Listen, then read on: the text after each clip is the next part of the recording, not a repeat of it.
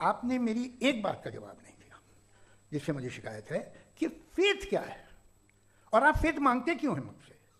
आप तो लॉजिकल हैं, आपके पास तो सारे रैशनल्स हैं, आपके पास सारे सबूत हैं, तो आपको फेथ की डिमांड क्यों करते हैं कि भाई तुम सरेंडर कर दो और सवाल मत करो?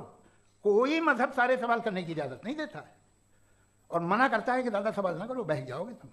कमाल ये है कि दुनिया के सारे मजहब सब जानते हैं ये दुनिया कैसे बनी थी, कैसे मिटेगी, मरने के बाद क्या होगा, इनको सब इल्म है। इनको किसी को डायनासोर होते थे पहले ये नहीं पता था, किसी को नहीं पता। किसी भी दुनिया की मजहबी किताब में डायनासोर का जिक्र नहीं है। जिस दुनिया में आप बैठे हैं सर, ये हॉल जो है, ये इलेक्ट्रिसिटी जो है, ये माइक जो है, जिस हवाई जहाज से आप आए थे, वो जिस कार से आप यहाँ आए हैं, ये सब उन लोगों की बनाई हुई है जिन्होंने सवाल किए थे। ये दुनिया जिसमें आप आज आराम से हैं, ये उन लोगों की बनाई है कि जिन्होंने सवाल किए थे और हर स्टेज पे इन सवालों को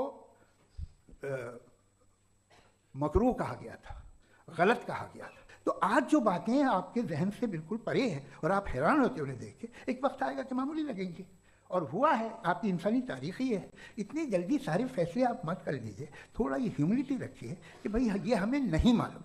ये कहने में क्या आ रहा है? ये यूनिवर्स कहाँ तक फैली, ये कब से है और कब तक रहेगी, हमें नहीं मालूम। आपने फैसला कर लिया कब बनी। ये आपके हिसाब से कोई 14 बिलियन ईयर बनी जो समझा जाता है।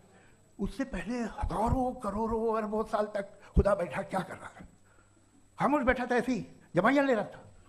फिर उसे आइडिया आया, यार एक काम करते, वक्त अच्छा गुजर जाएगा, यूनिवर्स पर अच्छा सोचिए। तो हम अपनी जहालत से लड़े, उसकी परस्तिश ना करें। Thank you so much. तर्कों की श्रृंखला में राउंड 2 के लिए मुफ्ती साहब को आमंत्रित कर रहा हूँ। शुक्रिया। जनाब जावेद अख्तर साहब कई मरतबा दोहरा रहे हैं कि फेथ का मतलब बताइए, फेथ का मतलब बताइए। मैंने बता दिया, फेथ सही भी होता है, गलत भी होता है। और आज हम फेथ पे बात नहीं कर रहे हैं, हम ट्रुथ और डज गॉड एग्जिस्ट पे बात कर रहे हैं। क्या डज गॉड एग्जिस्ट, ये ट्रुथ यानी गॉड है या नहीं है, इसमें से दोनों ट्रुथ क्या है। अब आप उसे फेथ कह लें, बिलीफ कह लें, नॉट माई बिजनेस। उसके बाद आपने कहा कि भाई सवाल करने से मजहब रोकता है। मैं कहता हूं जो रोकता है वो रोकता होगा, मैं नहीं रोकता। बल्कि सवाल करें, सवाल करना चाहिए। सवाल कर करके तो हम आगे बढ़ते हैं, तरक्की करते हैं, और इसीलिए मैं आज यहाँ पे आया हूँ। लेकिन सवाल सिर्फ खुदा से नहीं होगा, आपसे भी होगा। सवाल एथिज्म से भी होगा। सवाल सिर्फ मजहब से नहीं होगा, सबसे होगा।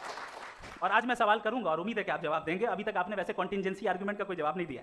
चलें, आपने कहा यूनिवर्स के बारे में इटर्नल क्यों नहीं बोल देते। ये चूंकि लॉजिकली पॉसिबल ही नहीं है कि यूनिवर्स इटर्नल हो। यूनिवर्स एक कॉन्टिंजेंट चीज है जो टाइम एंड स्पेस के पाबंद है, टाइम एंड स्पेस से बाउंड है। जो टाइम एंड स्पेस से बाउंड होगा वो कॉन्टिंजेंट होगा, जो कॉन्टिंजेंट होगा वो उसकी बिगिनिंग हुई होगी, जिसकी बिगिनिंग हुई होगी वो इटर्नल नहीं हो सकता। ये तो कॉमन सी बात है। आपने कहा कि किसी मजहबी किताब में डायनासोर का जिक्र नहीं है। अफसोस कि आज तक किसी मैथमेटिक्स की किताब में मुझे डायनासोर का जिक्र नहीं मिला। तो इसका मतलब मैथमेटिक्स की किताब बेकार है? नहीं, उसका वो टॉपिक नहीं है। रेवलेशन का और मजहबी किताबों का टॉपिक ये नहीं है कि आपको आके बताए साइकिल कैसे बनाते हैं, या आकर ये बताएं कि जो है डायनासोर कब था। वो तो मोरालिटी सिखाने आया है, गॉड के बारे में बताने आया, नॉन फिजिकल रियलिटी की हकीकत को सिखाने के लिए आया। रिलीजियन साइंस को रोकता है? नहीं रोकता। अगर रोकता है तो गलत करता है। रिलीजियन साइंटिज्म को रोकता है, जिसमें हमारे जावेद साहब मुख्तल है। साइंस और साइंटिज्म में फर्क है। साइंटिज्म यह है कि आप समझें कि साइंस और साइंटिफिक मेथोडोलॉजी ये नॉलेज को हासिल करने का वाहिद सोर्स ऑफ नॉलेज है। यह है साइंटिज्म, हम इसे रिजेक्ट करते हैं। उसके बाद उन्होंने कहा कि भाई हमें नहीं मालूम। अगर नहीं मालूम तो क्लियरली कह देना कि नहीं मालूम है, इसमें क्या हर्ज है। तो वही तो मैं कह रहा हूं ना कि आप कह दें कि नहीं मालूम, लेकिन क्लेम क्यों कर रहे हैं कि गॉड एग्जिस्ट नहीं कर रहा है। आखिरी चीज, इन्होंने कहा कि खुदा दुनिया बनाने से पहले 150 साल पहले या करोड़ों साल पहले क्या कर रहा था। अरे हजरत, चलें, बहरहाल मैं जवाब दे देता हूं। आप हमारे रिस्पेक्टेड पर्सनालिटी हैं, अगर आप नहीं होते तो मैं ऐसे एंटरटेन ही नहीं करता। टाइम, ये 100 साल पहले या 100 साल बाद, पहले बाद में अभी, ये वो अल्फाज हैं जिनका ताल्लुक टाइम से है। टाइम शुरू ही हुआ है यूनिवर्स की बिगिनिंग के बाद, तो उसके पहले खुदा क्या कर रहा था? सवाल इलॉजिकल है, ये फेलेसी है। यानी आप ये कह रहे हैं कि यूनिवर्स के बनने से पहले खुदा क्या कर रहा था। टाइम के बनने से पहले, पहले का ताल्लुक टाइम से, टाइम उस वक्त था ही नहीं, तो ये सवाल ही इनवैलिड है खुदा के ताल्लुक से। इसकी एक मिसाल आप ले लें।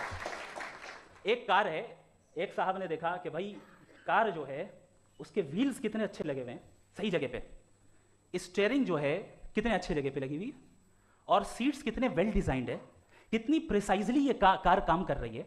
तो जरूर कोई ना कोई इसे क्रिएट किया है, किसी ने क्रिएट किया है। अब जावेद साहब आए और कह रहे जनाब बोनेट खोलिए, इसमें इंजन है, इंजन इस कार को चला रहा है, hence prove no one has created the car. This is illogical.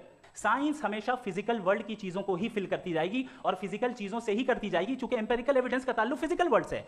आप साइंस के जरिए मेटाफिजिकल रियलिटी को कभी साबित नहीं कर सकते। ये रॉन्ग टूल का इस्तेमाल करना है। ये वही काम है कि आप मेटल डिटेक्टर से प्लास्टिक डिटेक्टर करने चलें, जो कि जाहिर है सही नहीं है। Thank you.